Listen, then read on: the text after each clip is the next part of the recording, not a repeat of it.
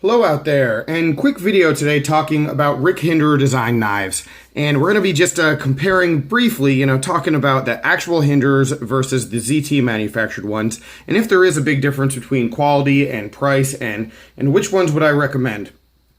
But before I get into any of that, I do need to say to each and every one of you, thank you. Just thank you very much. This channel recently hit 3,000 subscribers. It was just the other day. And 3,000 is a number that, man, I just never really even was aiming for. It was never a goal, nothing I was ever expecting. I started this channel almost 2 years ago now and just wanted to make videos and connect with people and talk about knives. And it's gotten to here. And while 3,000 is still a pretty darn small channel for me and for, in comparison to a lot of the channels that I came up like following and watching, I'm as big as some of they are now, and it's just crazy. It's just crazy to even imagine. So thank you again for all of that. There will be a giveaway. I know I speculated at one point that there wouldn't for this milestone, but that was not true.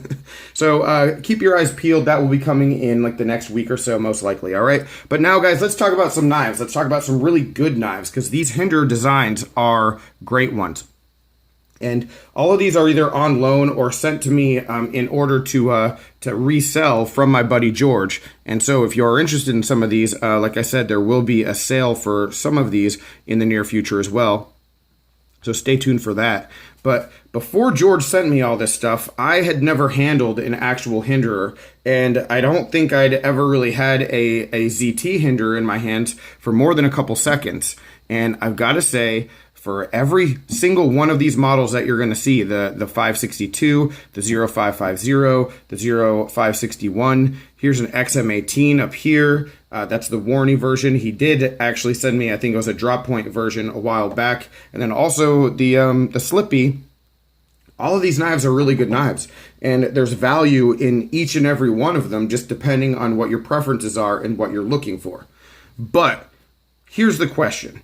Are the ZT ones better than the actual Hinderers? And that's one of those rumors that I heard. I'd never really had any experience with these models before, but people have always just sort of said. And I mean, there's a group a group for everything. A group of people that believe every opinion, but there's a pretty vocal group that says that the ZT Hinderers are just better quality than the actual Hinderers. And what I can tell you is that, for my purposes, there's no discernible difference in quality between the ZT ones, specifically this 0562 and the 0561, versus the actual Hinderer down here.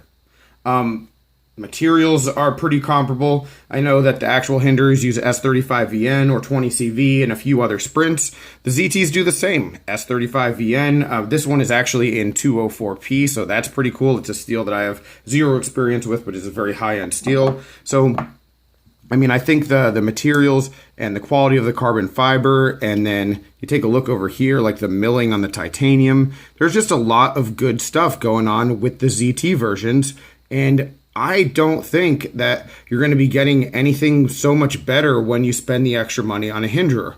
Now, there is a lot of value in the Hinderer, just in that people like to customize them, and it is a little bit more of an exclusive thing, and it is a little bit more of, if you are into, just the notoriety maybe that having one of these gives you, because it is just a nicer and more, maybe esteemed piece. I'm trying to come up with the word, but hopefully you understand what I'm getting at, that, just the fact that this is more expensive and it does have that more high-end reputation, it does give you, that certain feeling when you're carrying it versus maybe the ZT.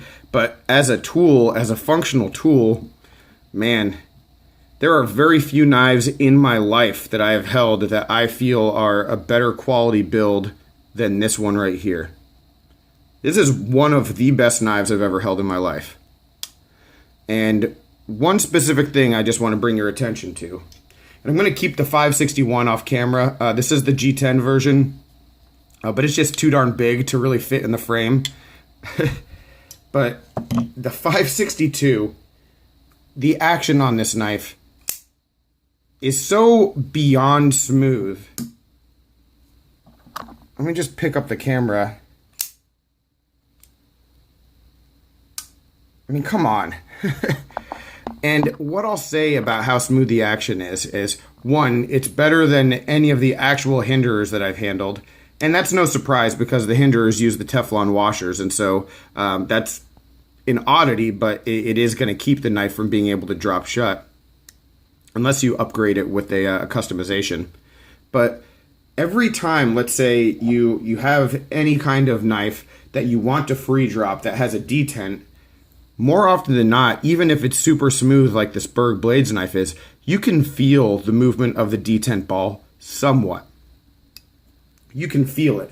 You know, whether it's a $200 knife like that or a $40 knife like this, you know, you can definitely feel it a whole lot more. But with this 0562, you literally don't know that it's there. It is that smooth. I mean, just there's nothing. There's zero friction. And I've experienced this feeling in a knife maybe 3 or 4 times.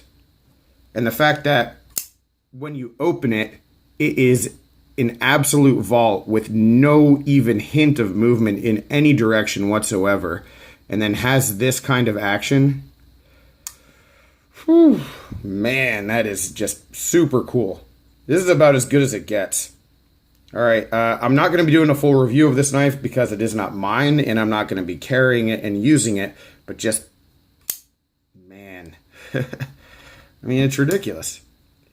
And so while I can't say that a ZT as a whole, a ZT Hinderer is better than a Hinderer, what I can say is that the level of quality and craftsmanship in the ZT line is on point.